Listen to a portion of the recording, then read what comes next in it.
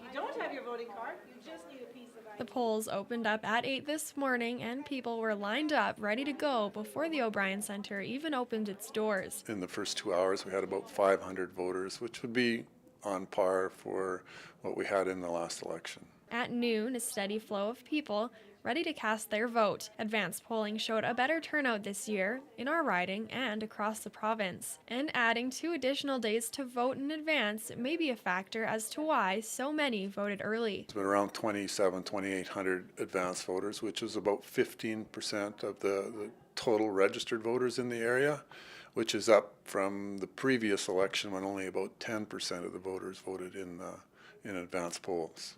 Wait times this afternoon weren't bad. People were in and out in less than 15 minutes. Another factor why some chose to vote in advanced polls.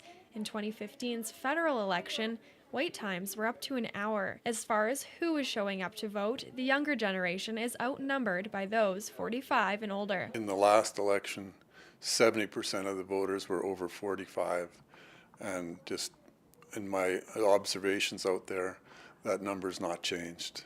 I asked some of the people at the front door, and I asked how many young people are coming, and nobody said more than 10%. And voters had a similar message today.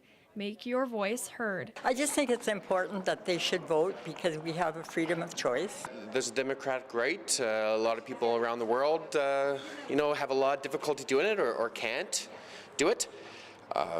And I feel that, just a quick drive and a quick vote counts and makes everything, makes a difference. It's so important that people come out and vote because we have here in Peace River South, we have the second lowest voter turnout in the whole entire province. You still have time to get your last-minute vote in. The polls close tonight at 8 o'clock.